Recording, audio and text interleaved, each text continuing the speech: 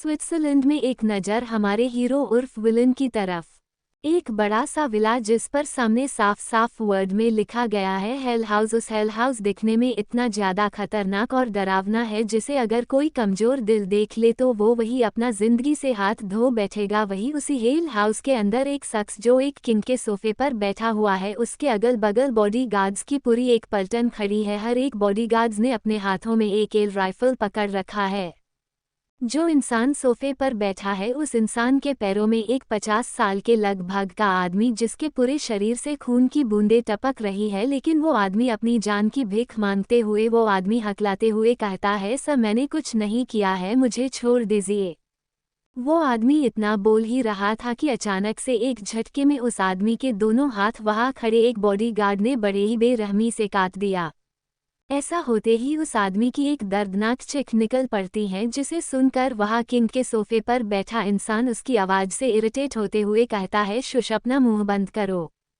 इतना बोलकर वो इंसान सोफे से खड़ा होता है और उस आदमी के छाती में अपना एक पैर दबाते हुए अपने कोल्ड वॉइस में कहता है, किसने किया है ये सब। इतना बोलकर वो इंसान उस आदमी के छाती को और जोर से दबाने लगता है।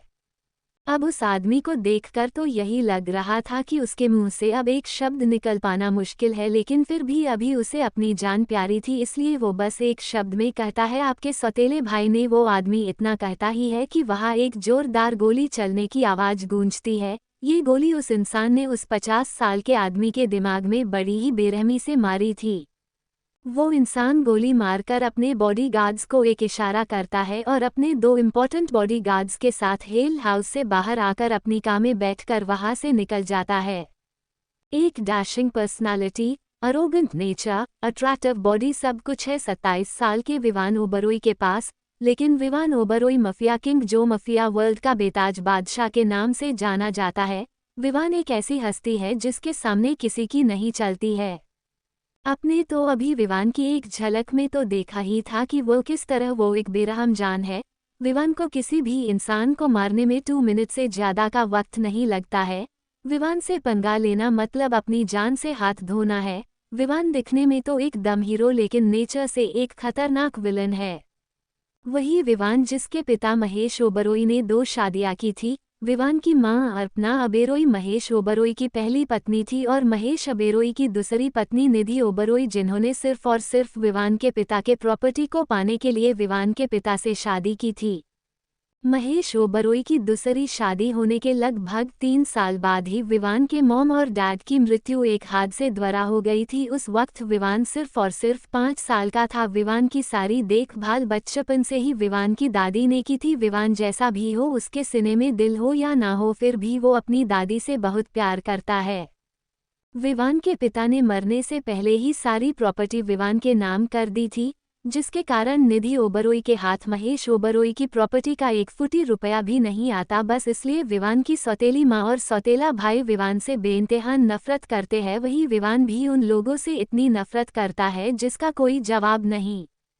तो ये है हमारे हीरो उर्फ villain Vivaan Oberoi, mafia king और मफिया वर्ल्ड के बेताज बादशाह। अब सवाल ये उठता है कि इस बेताज बादशाह की कोई तो बेगम या मलिका होनी ही चाहिए। दिल्ली के रायचंद विला में हमारी हीरोइन की तरफ एक झलक।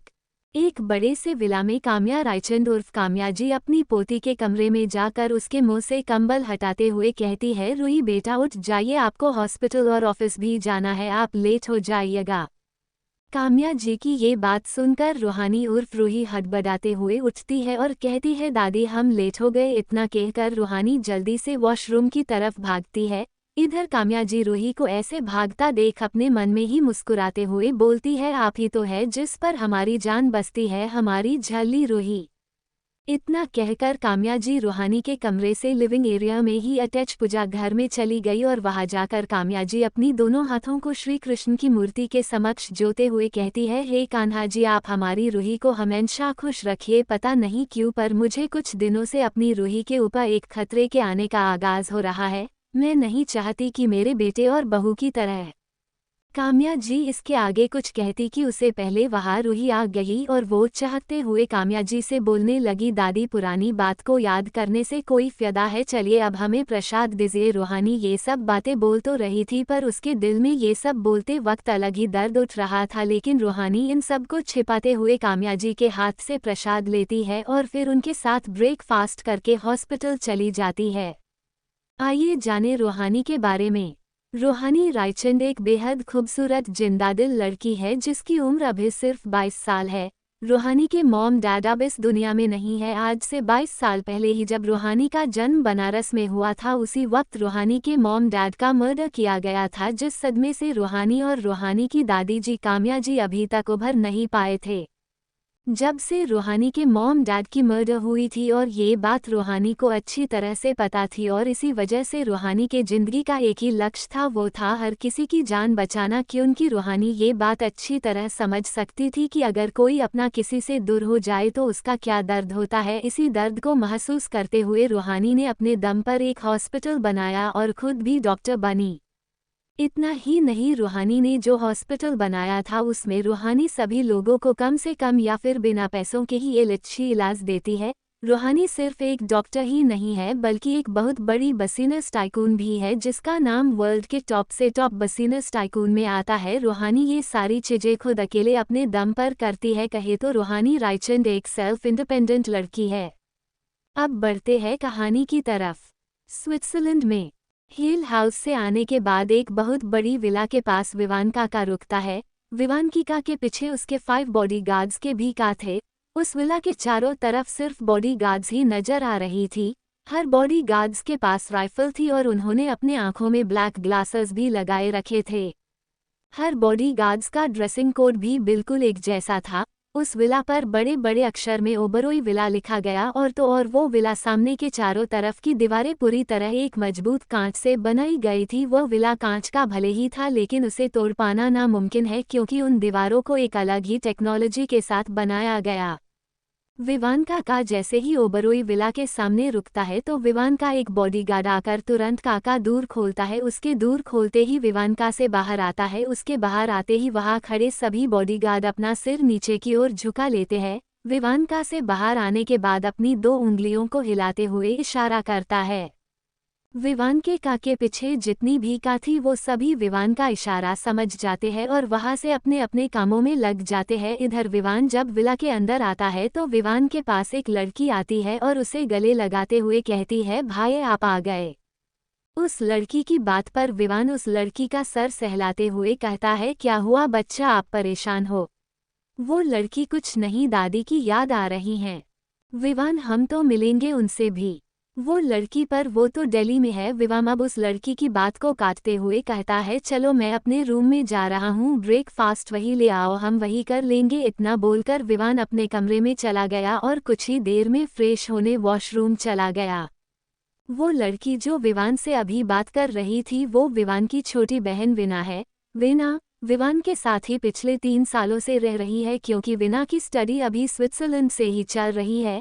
लेकिन विवान की दादी आराधना ओबरोई जो दिल्ली में ही रहती है। विवान अपनी वीना और आराधना जी से बहुत प्यार करता है। विवान के सामने हर कोई झुकता है लेकिन विवान अपनी बहन और दादी जी के सामने झुकता है। दिल्ली में रूहानी हॉस्पिटल पहुंच चुकी थी और इमरजेंसी वार्ड में जाकर पेशेंट्स का चेकअप कर रही थी। रूहानी को अभी ही एक ICU के पेशेंट के हार्ट का ऑपरेशन करना था, इसलिए वो इमरजेंसी वार्ड से डायरेक्ट ICU में ऑपरेशन करने के लिए चली गई। स्विट्जरलैंड में विवान जैसे ही फ्रेश होकर वॉशरूम से बाहर आया तो वैसे ही वीना विवान के कमरे में आई और तभी एक मेड भी विवान के कमरे में वीना और विवान के लिए नाश्ता की एक ट्रॉली ले आई और वहां से चली गई। उसके बाद विवान और वीना दोनों साथ में नाश्ता कर लिए। नाश्ता करने के बाद विवान का फोन रिंग हुआ तो विवान कॉल उठाए हुए बोला, बोलो तन्वी। तन्वी, विवान जल्दी इंडिया आओ, आराधना जी की तबीयत बहुत खराब है। विवान, मेरी बात दादी से करवाओ। तन्वी, ओक। आराधना जी, विवान जल्दी आप दिल्ली आ जाइए, वीना के साथ हमें लग रहा है कि हम अभी अपनी आखिरी सांसें गिन रहे हैं। विवान, दादी आप ऐसी बातें मत कीजिए। तन्वी, विवान जितना जल्दी हो सके तुम दिल्ली आ जाओ वीना के साथ। इतना बोलकर तन्वी कॉल कट कर देती है। तन्वी विवान के बच्चन की फ्रेंड है जो आराधना जी के ही साथ रहती है। विना अभी भी विवान के ही कमरे में थी तो वो घबराई हुई विवान से बोलती है, क्या हुआ है भाई दादी को। विवान विना के सर में हाथ फेरते हुए बोला, कुछ नहीं, अभी 1 आवर के अंदर हम दिल्ली जाएंगे, जो तुम तैयार हो जाओ। विना सच में इतना बोलकर विना बहुत ज्यादा खुशी के साथ अपने कमरे में तैयार होने चली गई। विना ने तन्वी और आराधना जी की बात अभी नहीं सुनी थी, इसलिए उसे ये भी नहीं पता है कि आराधना जी की तबीयत खराब है, और विवान ने भी तन्वी को आराधना जी के तबीयत के बारे में नहीं बताया क्योंकि वो विना को परेशान नहीं करना चाहता था। Audio bye skill JX07। Vivaan का इंडिया वापस आना। चलिए बड़े कहानी की तरफ। विवान को जब ये पता चला कि आराधना जी की तबीयत खराब है तो इसलिए विवान और विना अब दिल्ली जाने वाले थे, इसलिए विवान अपने असिस्टेंट माहिर के पास कॉल करता है और अपने कोल्ड वॉइस में कहता है, दिल्ली जाने के लिए अभी 15 मिनट के अंदर जेट तैयार करो। माहिर अलर्ट होते हुए बोलता है, okay boss. Vivaan cold voice में कहता है, गुड।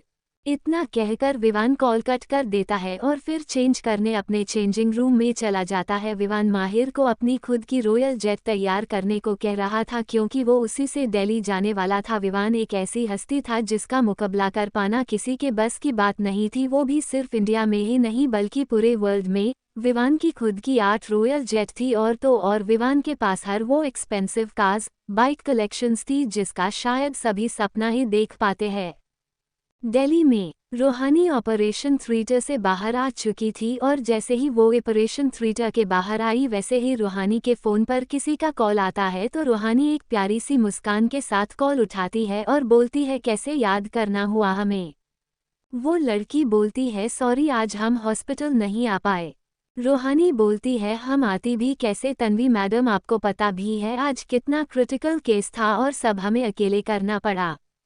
तन्वी बोलती है, ही वो आराधना जी उर्फ दादी जी ने मुझे नहीं आने दिया, सॉरी डिजी। रूहानी बोलती है, चल कोई नहीं, लेकिन अगली बार से हमें बता दिया कर जब तुझे नहीं आना हो तो। रूहानी इतना बोल ही रही थी कि अचानक से रूहानी के फ़ोन पर फिर से किसी का कॉल आता है तो ये देख रूहानी जल्दी में तन्वी से कहती है, ओक भी मिस्टर भाटिया का कॉल आ रहा है। तन्वी बोलती है, लेकिन हमें तुमसे एक ज़रूरी बात करनी थी। रूहानी बोलती है, हम तो बाद में बात करते हैं। इतना कहकर रूहानी तन्वी का कॉल कट कर देती है और मिस्टर भाटिया का कॉल पिक कर लेती है। तन्वी वही तन्वी है जो विवान की फ्रेंड और जो विवान के ही घर में आराधना जी के साथ रहती है। दरअसल तन्वी और रूहानी स्कूल फ्रेंड्स है और उन दोनों ने अपनी डॉक्टर की पढ़ाई भी एक साथ ही की थी और दोनों रूहानी के हॉस्पिटल की डॉक्टर है। रूहानी मिस्टर भाटिया का कॉल उठाती है और हड़बड़ाते हुए कहती है, जी मिस्टर भाटिया कहिए क्या बात है। मिस्टर भाटिया बोलते हैं, मैम वो अमेरिका के क्लिंट्स कब से आपका इंतज़ार कर रहे हैं। रूहानी बोलती है, जी मैं बस 10 मिनट्स में ऑफिस पहुंचती हूँ, आप उन्हें तब तक और बातें कीजिए। इतना बोलकर रूहानी मिस्टर भाटिया का कॉल कट करती है और जल्दी से हॉस्पिटल से ऑफिस के लिए निकल जाती है। आज रूहानी की मीटिंग उसके एक अमेरिका के क्लिंट से होने वाली है, लेकिन रूहानी को हॉस्पिटल भी आना जरूरी था इसलिए वो मीटिंग के लिए थोड़ी लेट हो चुकी थी। तन्वी रूहानी की कॉलेज फ्रेंड है और रूहानी और तन्वी दोनों डॉक्टर्स है। रूहानी और तन्वी दोनों की जैसे एक दूसरे में जान बसती है, लेकिन उन दोनों के दरमियान एक ऐसा राज जो वर्षों से दफन है, लेकिन इस राज का पता तो ना रूहानी को है और नहीं तन्वी को, लेकिन क्या है ये राज वो अगले भाग में हम जानेंगे। इधर दिल्ली के है ओबरोई विला में आराधना जी और तन्वी जो लिविंग एरिया में बैठी मस्त एक दूसरे से बातें कर रही थी। आराधना जी को तो देखकर ही कहीं से नहीं लग रहा था कि वो बीमार है या उन्हें कुछ हुआ भी है। आराधना जी हंसते हुए बोलती है, अब देखना आप विवान आज है दिल्ली वापस भागा भागा आ जाएगा। तन्वी भी हंसते हुए बोलती है, हम आ तो जाएगा पर जब आएगा तब हम उसे क्या जवाब देंगे जब आपको वो बिल्कुल ठीक ठाक देखेगा तो। पूर्ण विराम। आराधना जी थोड़ा सोचते हुए बोलती है, उसकी फिक्र आप मत कीजिए, विवान को हम देख लेंगे।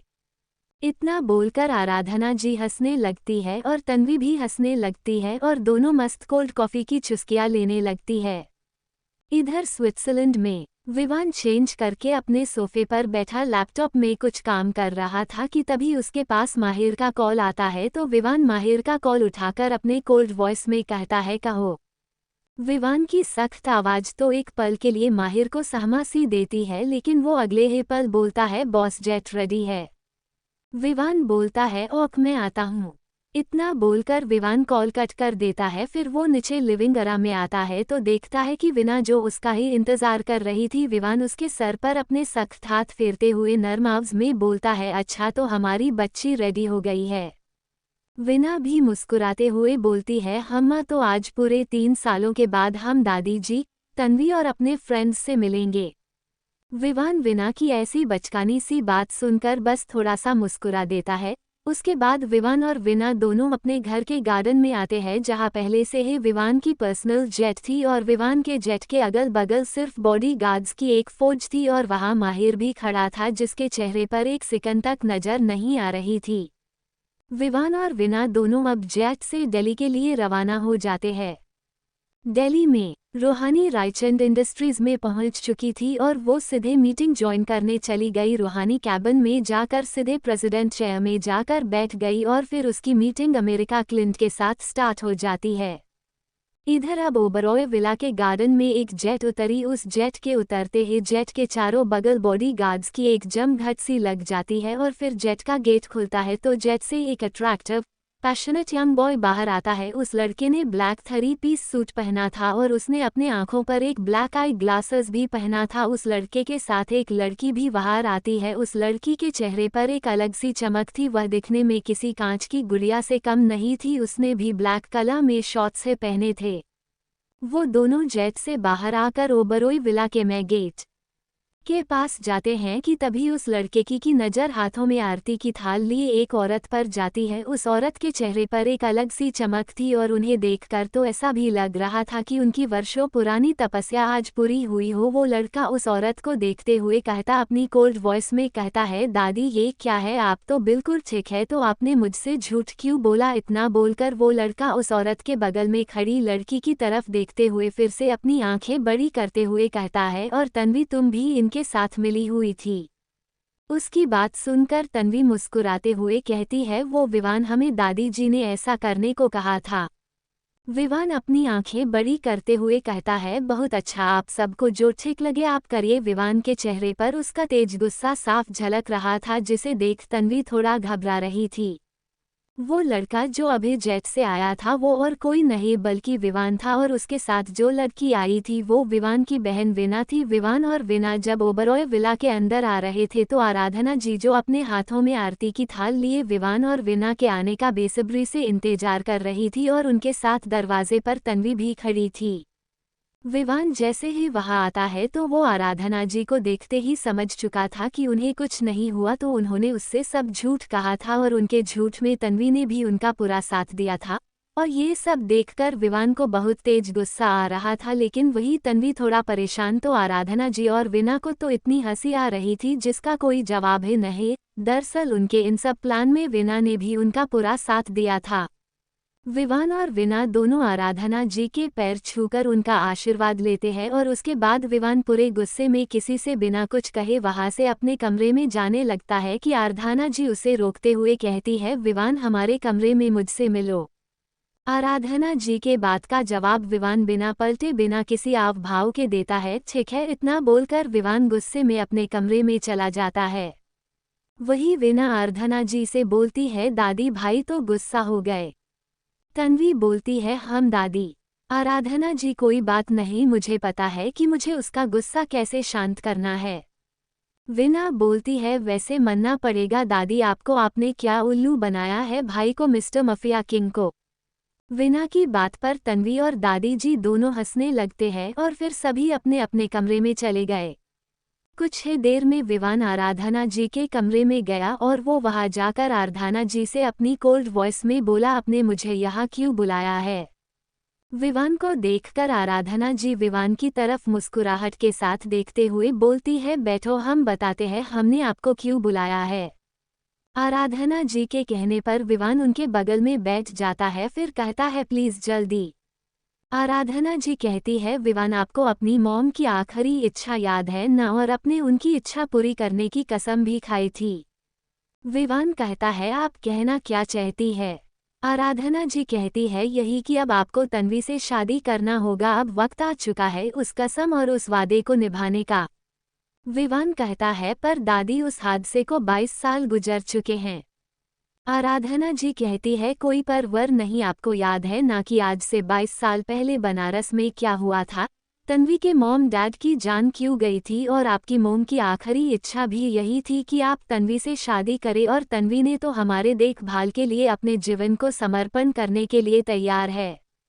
विवान बोलता है हम्मा मैं जानता हूँ पर आराधना जी कहती है अरे उस बेचारी बच्ची ने तो अपने माता पिता का चेहरा तक नहीं देखा है, उसके डैड ने सिर्फ आपके डैड महेश के लिए अपनी बच्ची तक सौंप दी और आखिर में क्या हुआ, तन्वी की जुड़वा बहन जो पैदा होते ही उससे बिछड़ गई, अपने मॉम डैड से बिछड़ गई, अपनी दादी पूरे परिवार से बिछड़ गई। विवान कहता है हम्मा तो इसमें मेरी क्या गलती थी। आराधना जी कहती है हमें पता है आपकी गलती नहीं थी पर हमारे परिवार और खासकर आपके लिए mister Raichand and Mrs Raichand की जान गई थी और उनकी बच्ची तन्वी की जुड़वा बहन उनसे बिछड़ गई और तो और तन्वी की दादी मेरी बचपन की दोस्त उसकी जान भी चली गई। इतना बोलते ही आराधना जी की आंखों से आंसू गिरने लगते हैं और उन्हें ऐसा रोता देख विवान उनके आंसुओं को अपने सख्त हाथों से पोंछते हुए कहता है अच्छा अब आप चुप हो जाइए।